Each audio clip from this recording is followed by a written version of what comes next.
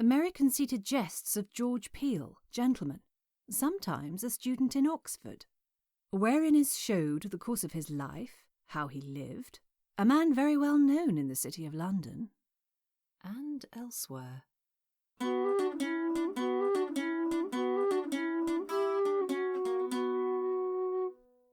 How he served a tapster. George was making merry with 3 or 4 of his friends in Pie Corner, where the tapster of the house was much given to poetry, for he had engrossed the Knight of the Sun, Venus and Adonis, and other pamphlets, which the stripling had collected together. And knowing George to be a poet, he took great delight in his company, and out of his bounty would bestow a brace of cans on him. George, observing the humour of the tapster, meant presently to work upon him. "What will you say," quoth George to his friends, "if out of this spirit of the cellar I fetch a good angel that shall bid us all to supper?" "We would gladly see that," quoth his friends. "Content yourself," quoth George. The tapster ascends with his 2 cans, delivers one to Master Peele, and the other to his friends, gives them kind welcome. But George, instead of giving him thanks, bids him not to trouble him, and begins in these terms.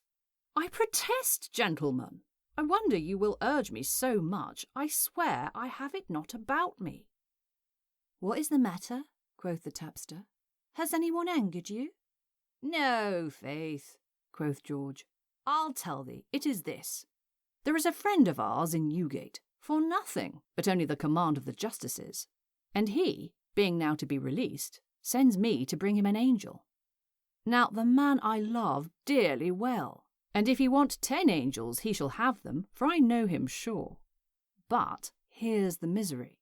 Either I must go home, or I must be forced to pawn this," and plucks an old harry-groat out of his pocket.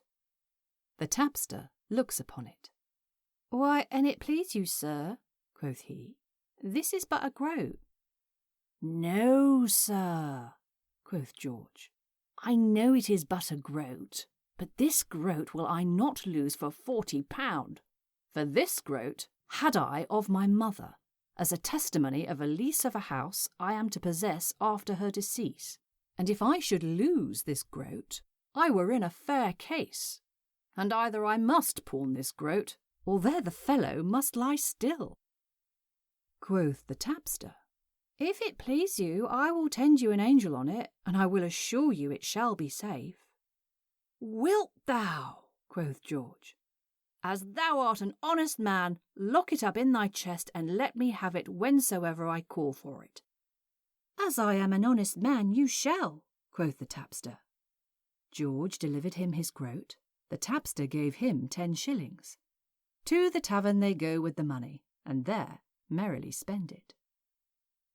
It fell out in a small time after, the tapster, having many of these lurchers, fell to decay, and indeed was turned out of service, having no more coin in the world than this groat. And in this misery he met George, as poor as himself. "Oh, sir," quoth the tapster, "you are happily met. I have your groat safe, though since I saw you last I have bid great extremity, and I protest, save that groat, I have not any 1 penny in the world. Therefore I pray you, sir, help me to my money, and take your pawn." "Not for the world," quoth George. "Thou sayest thou hast but that groat in the world. My bargain was that thou shouldst keep that groat until I did demand it of thee. I ask thee none. I will do thee far more good. Because thou art an honest fellow, keep thou that groat still, till I call for it. And so doing, the proudest Jack in England cannot justify that thou art not worth a groat. Otherwise they might. And so, honest Michael, farewell." So George leaves the poor tapster pricking of his fingers, his head full of proclamations what he might do. At last, sighing, he ends with this proverb: "For the price of a barrel of beer, I have bought a groat's worth of wit. Is not that dear?"